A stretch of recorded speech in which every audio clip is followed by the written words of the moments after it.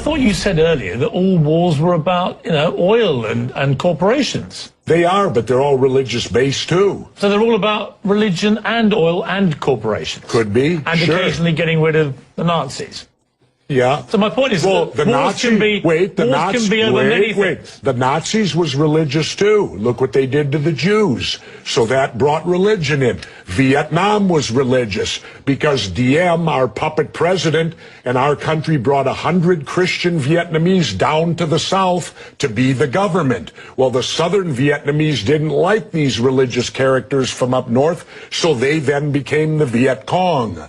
So all wars, pretty much in my lifetime, have had some religious basis, but certainly big business gets in there because wars are very profitable to certain big businesses. And of course, big business needs to be in the Middle East so that we can get the oil out of the Middle East, so we can get the lithium out of Afghanistan. You know, they discovered a vein of lithium there they say is worth $1 trillion. Well, what is lithium used for? Every cell phone, computer, and soon to be electric cars. Let's talk about why we're really there. We're not there. How does any of these wars affect our freedom in any way? The United States is not in any threat. They're not going to do a Normandy invasion on us, Al-Qaeda in Virginia. No, but hang on, you're being slightly naive, aren't you? Because I'm not being naive, sir. I think you are being naive. No. Because I think that it's clear one of the main reasons that America went into Afghanistan was to try and get Al-Qaeda dismantled, the organization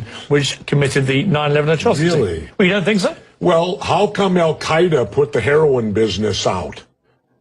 They took all the poppy growers and stopped the production of heroin. What would you have done? Wait, now how much of that illegal heroin was propping up the international banks with laundered money, and when it dried up, the first recession happened? Well, now that we're back in there, we aligned with the poppy growers, and the heroin business is back up full swing again. I thought we fight a war on drugs here. All right, Jesse, we're not. What would you have done on September the 12th, 2001? What would you have done if you'd been president?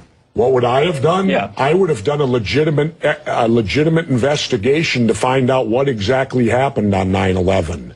How did they know who did this so quickly like they did Lee Harvey Oswald?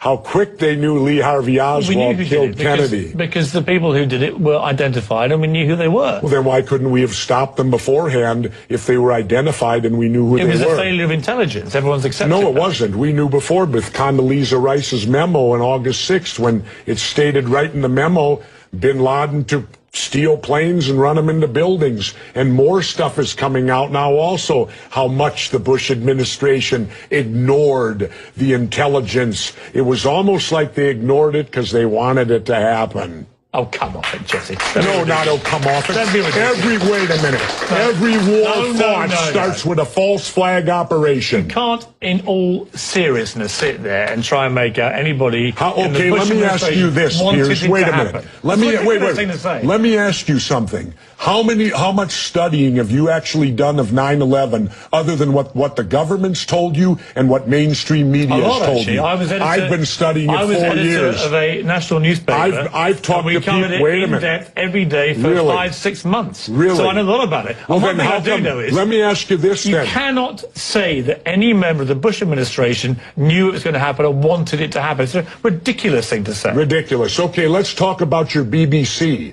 I have a tape of a BBC reporter broadcasting directly back to England talking about a third building has collapsed. World Trade Center Building 7 talks for 7 minutes.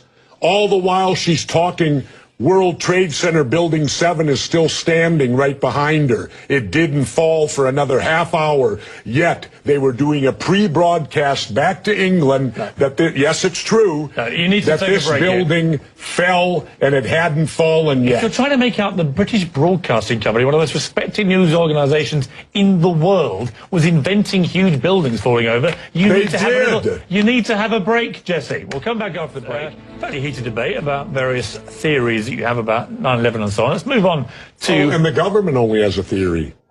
Right, well, the government has... No, this is a theory. Their theory is 19 Islamic radicals armed with box cutters defeated our multi-billion-dollar air defense system, all while conspiring with a bearded guy in a cave in Afghanistan. That is exactly what happened. That's their theory. No, that's not a theory, it's a fact. That's their theory. No, Jesse, that's a fact. I think you make some very sensible points, and you make some crackpot points. That's your opinion? Yes. How many people here think I make crackpot points? Yeah? One.